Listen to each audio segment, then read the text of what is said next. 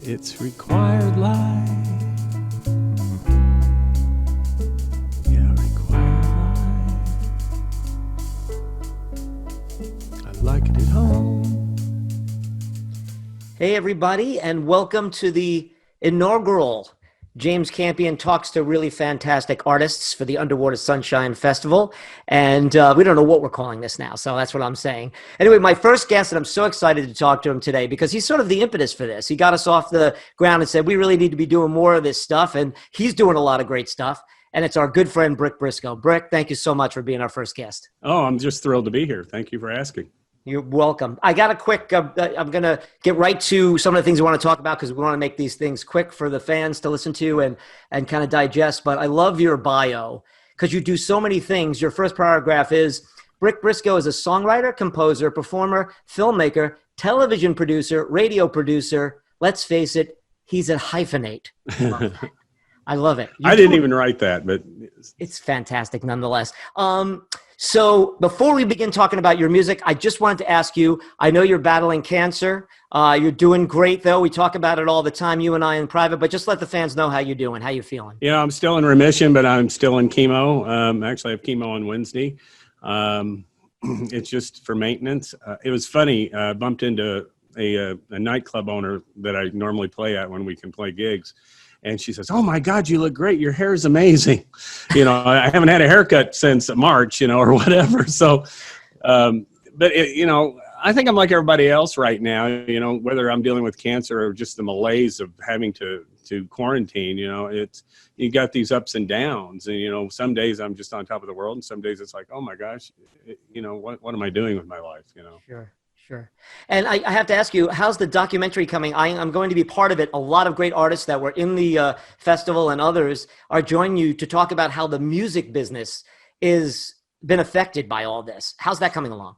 Well, it's actually a little more about how the music business was even before this because it was falling apart anyway. I mean, obviously you can't avoid COVID, but I would say out of the 60 hours I have, I'm down to about 15 hours.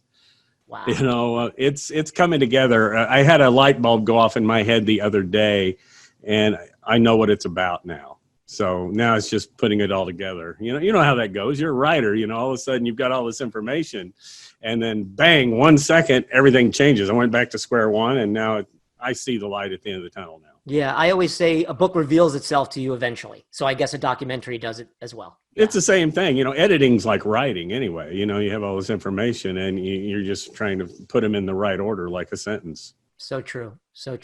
All right, let's talk about new music. You just released a record, My Favorite Los Angeles Restaurant. I love it because it seems to be of a piece of your latest work. The last couple of albums have had the same sort of themes, same sort of feel. I love it. Talk about that. Well, I was supposed to be in Europe. I was going to be doing season 2 of my TV show and playing some gigs in Ireland and Wales and France. And we were supposed to leave March 21st. And you know what happened.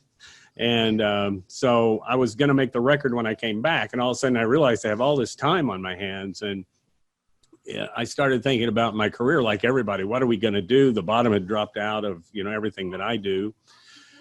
And, just reflecting on my life, the cinema had played such a big part in my life growing up. And, I went into the cinema thinking it was a more respectable lifestyle where I could feed my family than being in rock bands, sleeping in bands, which I continued to do. But, I started looking at all the movies I wanted to make, things I had sketched out and things I thought I would make. And so I decided to make those movies in 12 songs. And I really reflected on those. I'm a terribly romantic guy, about the whole idea of the cinema or of rock and roll. And, I get so steeped up in that. And it's the same thing with all my scripts or anything I write. I live them. And I had the luxury to have the time to really spend and not be interrupted because I couldn't make my TV show. And, everything was open to me. And I was allowed to find that Zen spot, where you could just allow it to come. And that's what happened.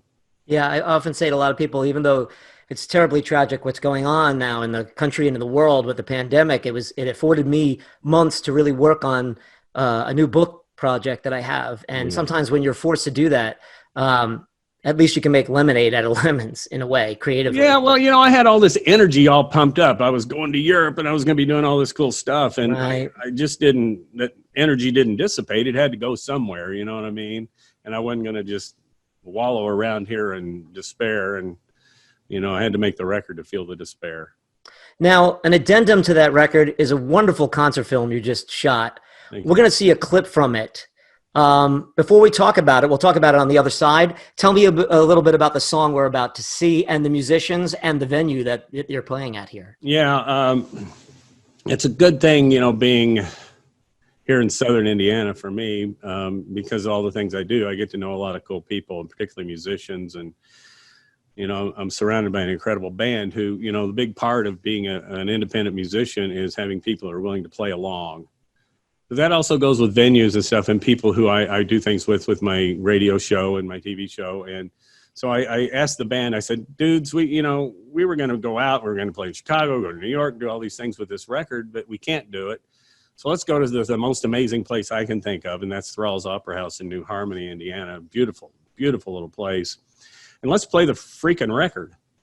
And, we got together. The guys learned all the songs. They had never played them. And we worked it out, and I brought my TV crew in and brought in some really good sound. I think that's one of the things I'm really proud of is how good this live thing sounds. Oh, it's so good. And we played these songs, and people who know my history, my music is a little rambunctious, and I'm really proud of this record because it's not quite as over the top as some of the stuff I do, and it allowed me to find a certain space, and I thought an opera house was a perfect place to do it. Yeah, and I would say the last two records, as I mentioned, are of a piece. They are very emotional, very biographical, extremely visceral. And I love the fact that you've added the band playing it, interacting. I love this clip. Let's check it out. Name of the song is? The Party Line. Party Line. Brick Briscoe.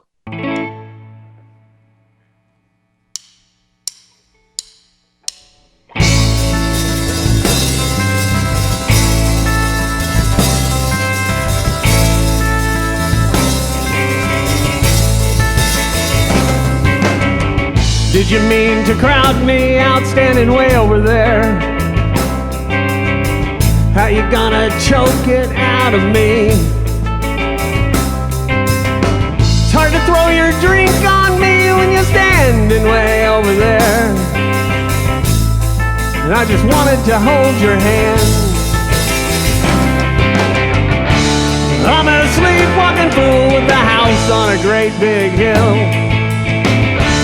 Yeah, you need to recoil. Never pushed you into the arms of that masked man, but I'm dying to find a way out.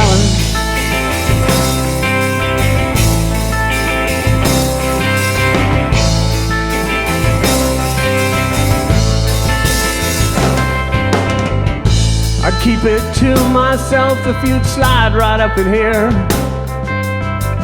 Everybody needs a little secret.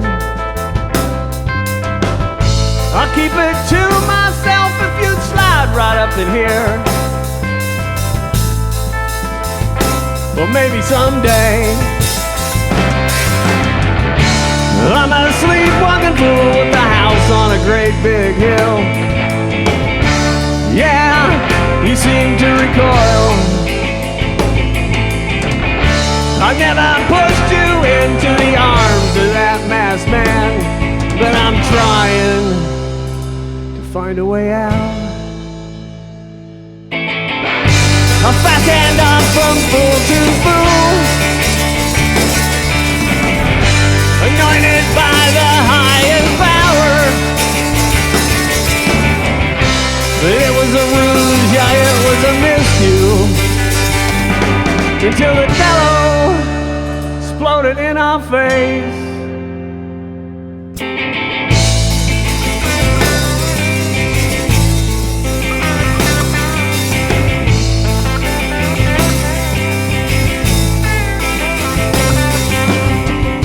Well, I forgot already about college. Seems today life's a little more calculated. Divide at 1 by 3, and you know how that goes. Oh God, I'm a walking cliche. Maybe I never gave you anything, but don't tell me I held you back. You can't miss me, you can't miss me, but don't tell me how this ends. Don't tell me.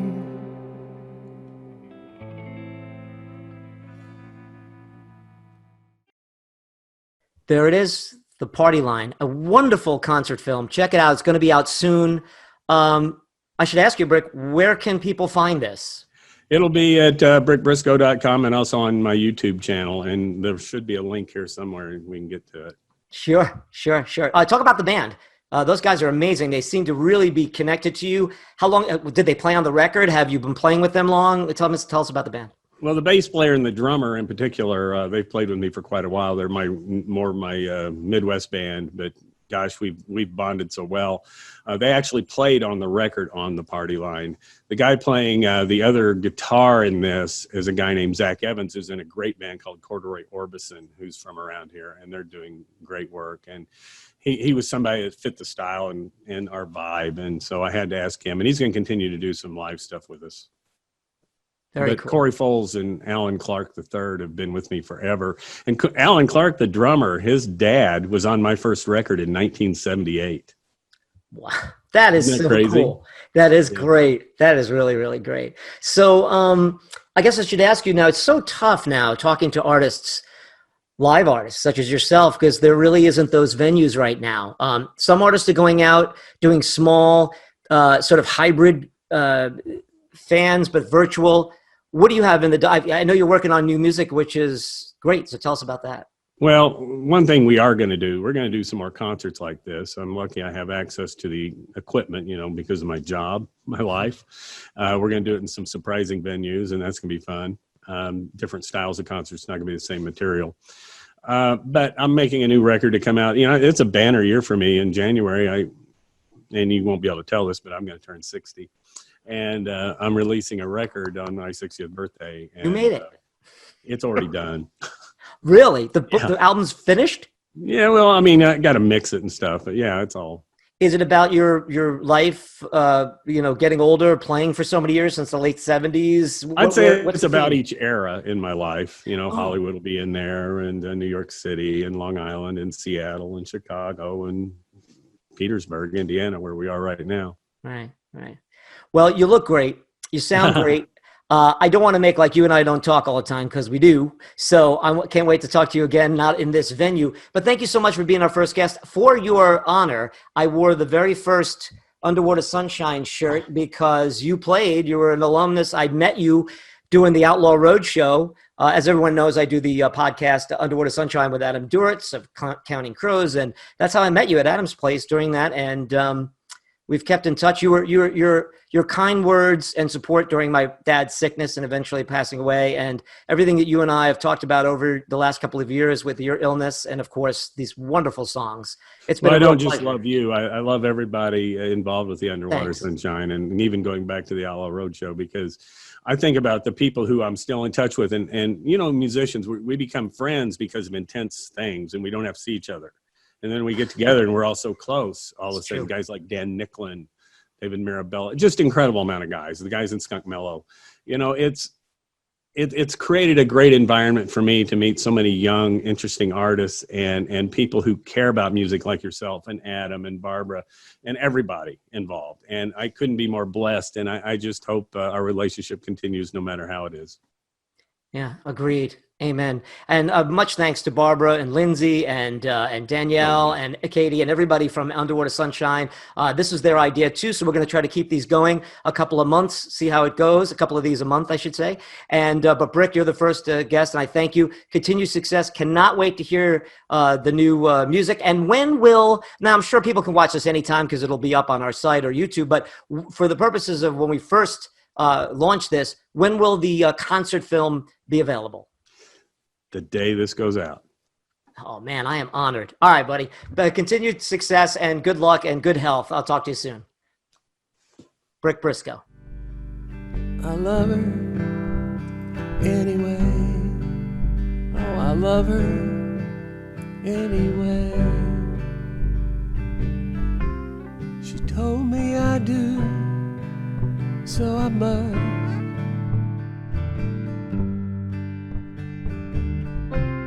She told me I do, so I must.